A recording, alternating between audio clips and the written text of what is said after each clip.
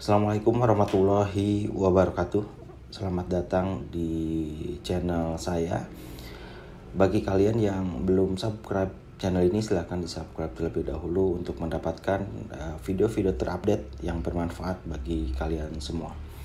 Di video kali ini saya akan memaparkan materi mengenai komunikasi bisnis.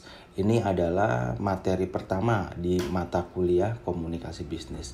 Jadi bagi kalian yang sedang mengambil mata kuliah komunikasi bisnis atau yang akan mengambil mata kuliah komunikasi bisnis, video ini adalah video yang tepat untuk teman-teman saksikan dan pelajari ya, agar mendapatkan pengetahuan mengenai komunikasi bisnis. Di bahasan kali ini saya akan membahas lebih kepada konsep komunikasi bisnis sampai dengan manfaat komunikasi bisnis. Ini adalah bahasan pertama di mata kuliah ini. Maka dari itu saya akan menjelaskan mulai dari konsep komunikasi itu sendiri, lalu dijelaskan kembali mengenai komunikasi bisnis. Kita akan kaji dulu mengenai komunikasi. Saya rasa kalian semua sudah sering mendengar mengenai pengertian komunikasi ini. Komunikasi merupakan proses pertukaran informasi. Ya, di sini ada pertukaran informasi antar individu melalui sistem yang biasa atau sistem yang lazim digunakan selayaknya kita melakukan komunikasi, baik dengan simbol, sinyal maupun dengan perilaku atau tindakan. Nah, ini adalah pengertian komunikasi. Ada beberapa hal yang digarisbawahi. Pertama, memang pertukaran informasi, kemudian ada simbol-simbol, sinyal-sinyal atau dengan perilaku. Jadi ini adalah hal penting yang perlu digarisbawahi ya. Ternyata memang komunikasi ini tidak selalu dilakukan dengan lisan ya. Nanti kita akan lihat jenis-jenis komunikasi. Kemudian komunikasi juga dapat diartikan sebagai transfer informasi. Tadi pertukaran informasi, ini transfer informasi atau pesan dari komunikator ke komunikan. Komunikator itu adalah pengirim pesan dan komunikan adalah penerima pesan. Nah, dengan maksud bahwa proses tersebut bertujuan untuk mencapai saling pengertian. Nah, sehingga bisa diartikan seperti ini. Ada maksud dalam sebuah komunikasi, yaitu mencapai saling pengertian. Nah, lalu terdapat beberapa model komunikasi. Dari pengertian tersebut memang akan sejalan dengan beberapa model yang dibangun oleh para ahli. Yang ini adalah model menurut Lasswell ya.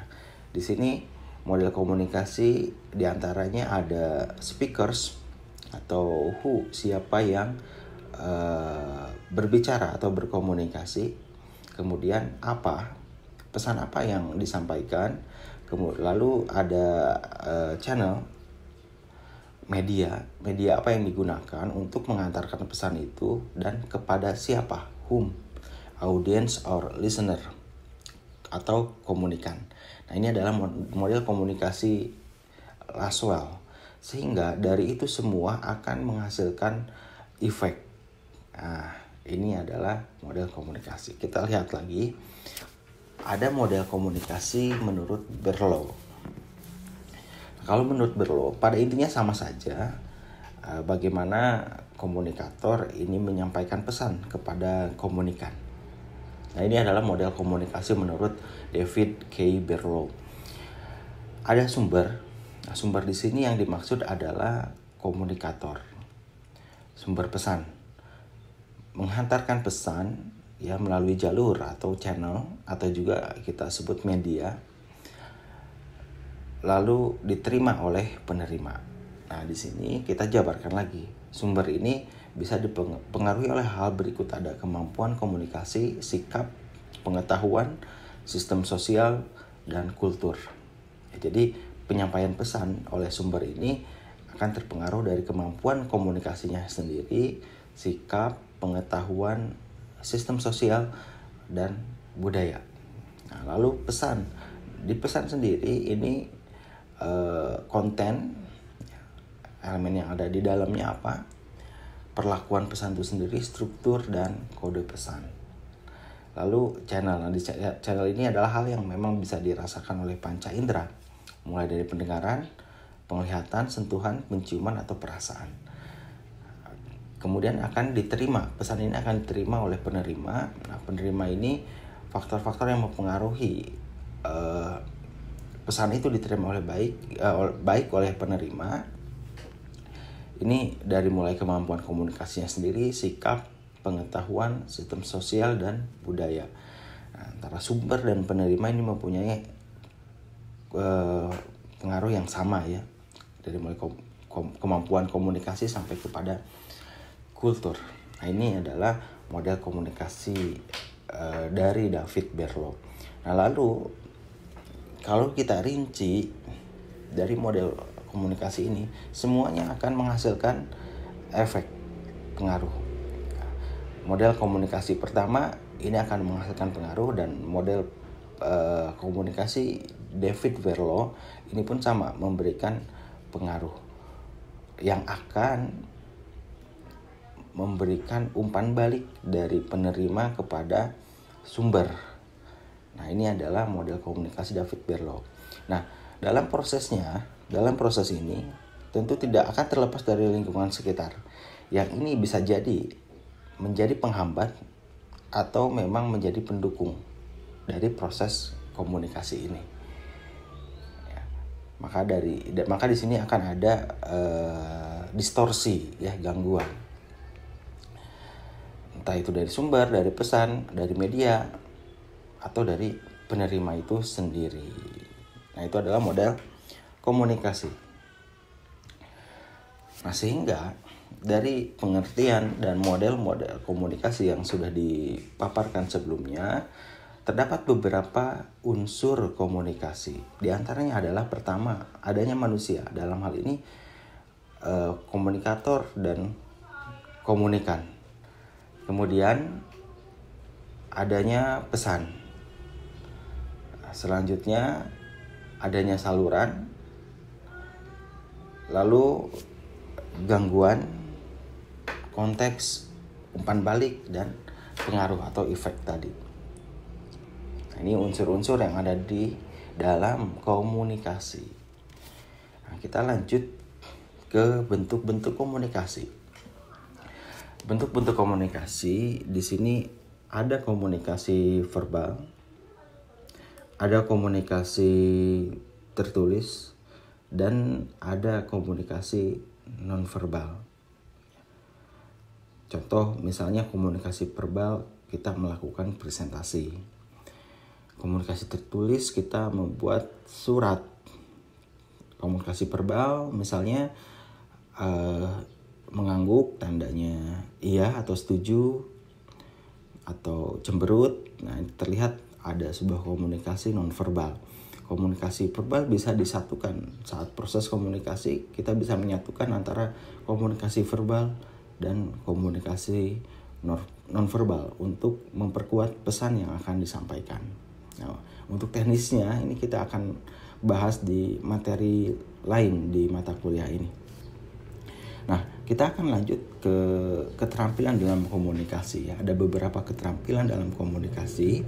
Di antaranya adalah pertama membaca, yang kedua mendengar, yang ketiga berbicara, yang keempat wawancara, lalu berdiskusi dengan kelompok-kelompok kecil, berpidato atau presentasi, kemudian menulis surat, menyurat, memo ataupun laporan. Ini beberapa keterampilan dalam komunikasi ada di sini semua. Nah, lantas apa itu komunikasi bisnis? Nah, komunikasi bisnis ini terdiri dari dua ya, antara bisnis dan komunikasi. Pertama kita akan pahami dulu apa itu bisnis, dan saya rasa kalian semua sudah paham apa itu bisnis di mata kuliah sebelumnya, sebelum mata kuliah ini. Nah, bisnis singkatnya adalah bisnis merupakan kegiatan sistem ekonomi yang diarahkan pada manajemen dan distribusi hasil industri dan jasa profesional yang mendatangkan keuntungan. Nah, itu adalah bisnis ya, kegiatan sistem ekonomi diarahkan melalui konsep manajemen dan kita mendistribusikan hasil industri berupa produk atau jasa yang profesional yang mendatangkan keuntungan. Itu definisi bisnis. Lalu dari pengertian komunikasi sebelumnya dan bisnis, maka kita akan simpulkan bahwa komunikasi bisnis adalah proses pertukaran pesan atau informasi untuk mencapai efektivitas dan efisiensi dari kegiatan bisnis itu. Ya. Untuk mencapai efektivitas dan efisiensi produk kerja di dalam struktur dan sistem organisasi. Itu adalah komunikasi bisnis. Jadi saat kita mempelajari komunikasi bisnis, ada satu tujuan yang harus kita menangkan, yaitu bagaimana kita mencapai efektivitas dan efisiensi dalam pencapaian tujuan bisnis. Itu adalah komunikasi bisnis.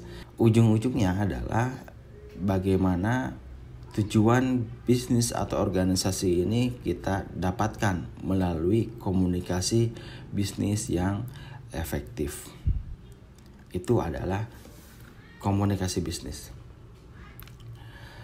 Dalam kegiatan komunikasi bisnis, pesan hendaknya tidak sekedar informatif, tetapi juga harus persuasif agar pihak lain bersedia menerima suatu paham atau keyakinan untuk melakukan suatu kegiatan. Jadi dalam melakukan proses komunikasi bisnis ini tidak hanya sekedar informatif, tetapi juga harus persuasif. Nah, kemudian ada beberapa karakteristik komunikasi bisnis. Pertama, pesan bisnis harus disusun dengan memperhatikan batasan biaya dan waktu. Karena memang konteksnya bisnis, sehingga kita dalam pengefektifan biaya kita harus perhitungkan biaya dan waktu. Kemudian yang kedua, pesan ini disusun untuk audiens yang membutuhkan informasi. Contohnya misalnya kita akan melakukan suatu pengenalan produk baru, sehingga siapa audiens yang memang membutuhkan ini dan bisa tertarik dengan produk yang kita sampaikan melalui komunikasi bisnis kita. Kemudian yang ketiga, pesan harus mempertimbangkan pengaruhnya terhadap audiens. Nah, tadi misalnya kita ada presentasi pengenalan produk baru, ada gak pengaruhnya? Misalnya audiens menjadi tertarik dan ingin membeli. Nah, ini harus ada pengaruhnya untuk audiens. Nah, lalu pesan biasanya disusun lebih dari satu tujuan. Ya. Tentu dalam bisnis banyak hal-hal lain selain misalnya untuk selling, komunikasi bisnis yang digunakan, tapi juga untuk hal-hal lain, misalnya negosiasi, kerjasama kepada klien, atau komunikasi kita kepada para stakeholder, karyawan kita, bawahan kita, atasan kita, atau teman sejawat kita. Nah, jadi banyak tujuannya, lebih dari satu tujuan. Nah, lalu kenapa komunikasi bisnis itu penting? Komunikasi bisnis ini menunjang kesuksesan sebuah usaha bisnis. Kembali lagi kepada pengertian tadi bahwa komunikasi bisnis ini pertukaran informasi untuk efektivitas dan efisiensi dalam proses pelaksanaan bisnis, sehingga tujuan-tujuan organisasi bisnis ini kita bisa capai melalui komunikasi bisnis. Jadi penting dilakukan karena ini adalah untuk menunjang kesuksesan sebuah bisnis itu sendiri. Lalu manfaat komunikasi bisnis. Di sini ada manfaat internal, ada manfaat eksternal. Jadi komunikasi ini di dalam bisnis bisa dilakukan di dalam ataupun bisa dilakukan keluar. Biasanya komunikasi internal ini akan berdasar pada struktur organisasi yang ada. Ya, ada komunikasi ke atas, ke atasan kita, komunikasi ke bawah, ke bawahan kita, atau komunikasi yang sejalur, itu artinya sesama teman sejawat kita atau rekanan kita. Nah, dalam internal, manfaat komunikasi bisnis ini dapat meningkatkan kemampuan komunikasi secara efektif untuk menunjang karir perusahaan. Yang kedua, meningkatkan komunikasi yang efektif di antara staf organisasi baik dengan pimpinan maupun bawahan. Nah, seperti yang tadi saya bilang ya, ini berdasar pada hierarki atau struktur organisasi di dalam perusahaan. Ini secara internal. Lalu secara eksternal, komunikasi yang dilakukan dengan pihak eksternal atau pihak ketiga akan membawa dampak positif pada keberhasilan bisnis. Contohnya dengan komunikasi dengan supplier, komunikasi dengan konsumen, komunikasi dengan government mungkin. Nah, ini memberikan dampak positif terhadap keberhasilan usaha bisnis kita secara eksternal. Lalu yang kedua, keberhasilan dalam membangun sebuah citra perusahaan di mata masyarakat. Tentu kalau kita lakukan komunikasi secara baik dengan eksternal kita, maka kita akan mendapatkan citra yang baik di mata masyarakat. Nah, saya rasa itu yang bisa disampaikan, singkat namun mudah-mudahan bisa dimengerti oleh kalian semua. Untuk penjelasan lebih lanjut dan tertulis, saya sertakan link di deskripsi. Silahkan dipelajari dan dibaca. Semoga bermanfaat. Assalamualaikum warahmatullahi wabarakatuh.